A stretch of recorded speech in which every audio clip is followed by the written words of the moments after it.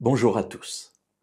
Ne vous est-il jamais arrivé de vous trouver dans une situation embarrassante?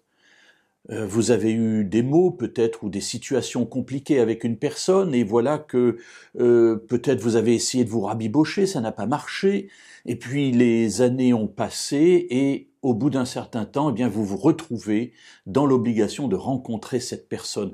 Comment faire? Comment retrouver la possibilité de créer un lien? Alors cette histoire est arrivée à un personnage biblique très important, très connu, c'est Jacob. Voilà que Jacob, à la suite de stratagèmes, a pris la bénédiction qui revenait à son frère aîné, Ésaü. Il a aussi le droit d'aînesse, qui normalement ne lui revenait pas, mais il l'a aussi, et il s'est développé une haine entre les frères, et particulièrement entre Ésaü et Jacob. Ésaü veut tuer Jacob. Jacob donc s'enfuit dans le territoire de son oncle, il y passe là une vingtaine d'années, et au bout de ces 20 années, il veut revenir voir son père, il veut revenir aussi voir sa mère qui malheureusement est décédée entre-temps, et il repart avec ses enfants, ses femmes, et il arrive en territoire de Canaan.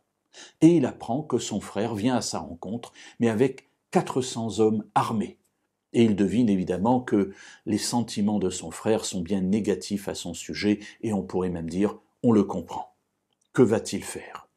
Dans le livre de la Genèse, au chapitre 33, et nous allons lire, si vous le voulez bien, le verset 3.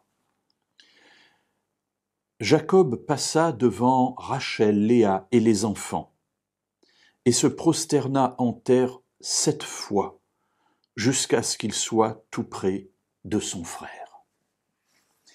Alors voilà cet homme qui a fui et puis qui était malgré tout heureux de ce qu'il avait fait, puisqu'il avait pu récupérer la bénédiction qui revenait normalement à son frère. Et au bout de 20 ans, après beaucoup de réflexion, il comprend qu'il a mal agi, mais comment toucher le cœur de son frère? Eh bien, il va adopter une attitude humble. Mes amis, quand on veut régler les problèmes, il n'y a pas 36 solutions.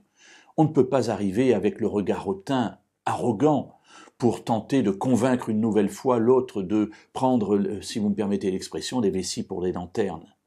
Là, Jacob comprend qu'il a mal agi et il veut vraiment toucher le cœur de son frère. Alors que fait-il?